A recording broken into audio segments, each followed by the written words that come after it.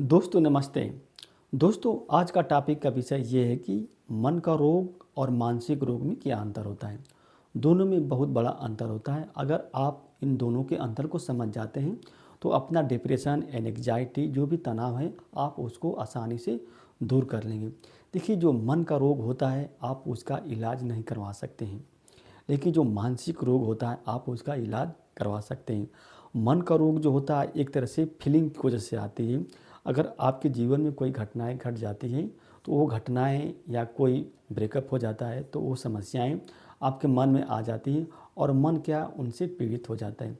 जैसे मान लीजिए किसी व्यक्ति के घर पर कोई अनहोनी घटना हो जाती है, वो व्यक्ति क्या होता है रोने लगता है, चिल्लाने लगता है। तो वैसी स्थिति में व्यक्ति को आप कोई दवा देंगे तो वो व्यक्ति चुप नहीं होगा। वैसी स्थिति में अगर कोई इंजेक्शन देते हैं तभी व्यक्ति चुप नहीं होगा। वैसी स्थिति में व्यक्ति को क्या इमोशनल सपोर्ट की ज़रूरत होती है। अगर आप कई लोग उसको मिलकर समझाएंगे, मतलब सपोर्ट करेंगे, उसको सहयोग करेंगे, उसके मतलब उसको इस बात का एहसास दिलाएंगे जो घटनाएं घटी है वो आपकी वजह से नहीं है, ये ईश्वर प्रदत्त है, आप इस पर कंट्रोल नहीं कर सकते हैं। तो उस व्यक्ति के अंदर थोड़ा से क्या है सहानुभूति आएगी, मतलब वो व्यक्ति थोड़ा से रिलैक्स महसूस करेगा।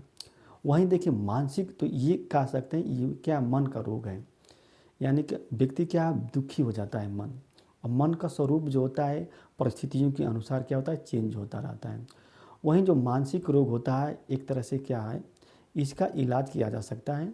और माइंड जो होता है दिमाग क्या होता है एक आर्गन होता है। जैसे हाथ का मुख्य काम क्या है किसी वस्तु को पकड़ना या उठाना, उसी तरह से माइंड या दिमाग का मुख्य कार्य जो होता है विश्लेषण करना, बताना, समझाना, ये चीज़ बताना। जैसे मेरा एक दोस्त था, उसके भाई को एक समस्या उत्पन्न हो गई, तो उसने कहा कि इसको सुबह में डॉक्टर के यहाँ दिखाते हैं, तो साथ में हम भी गए थे।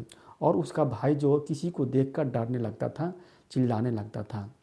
तो जब हम डॉक्टर में पहुँचे थे, डॉक्टर के चेंबर में पहुँचे, तो वहाँ पर एक लड़की भी आई थी और लड़की के पेरेंट्स भी आए थे। तो डॉक्टर ने साहब ने पहले लड़की को ही देखा, कहा कि इनको क्या हुआ। तो लड़की के पेरेंट्स ने, पिता ने कहा कि ये लड़की जो होती है रात में ही स्नान करने लगती है, यानी कि रात में किसी भी समय ये स्नान करने लगती है, इसका टाइम कोई फिक्स नहीं है। तो डॉक्टर साहब ने कहा कि लगता है इसको मेंटल डिसऑर्डर हो गया है और इसकी 6 महीने तक दवा चलेगी तब ये ठीक हो पाएगा।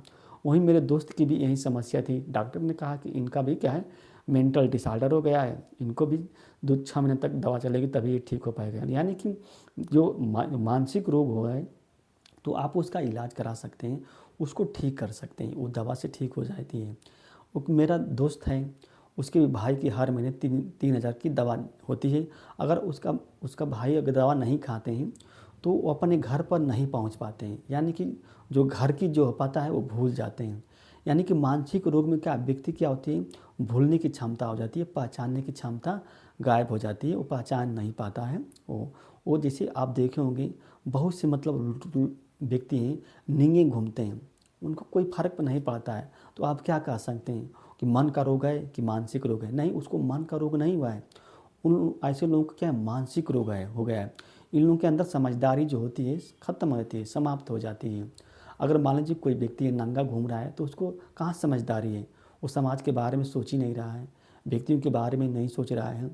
तो मानसिक रोग को आप दवाई से इलाज कर सकते हैं, लेकिन जो मन का रोग है यानी कि डिप्रेशन है, एंग्जाइटी है, तनाव है, आप इसको कैसे दवाई से ठीक कर सकते हैं।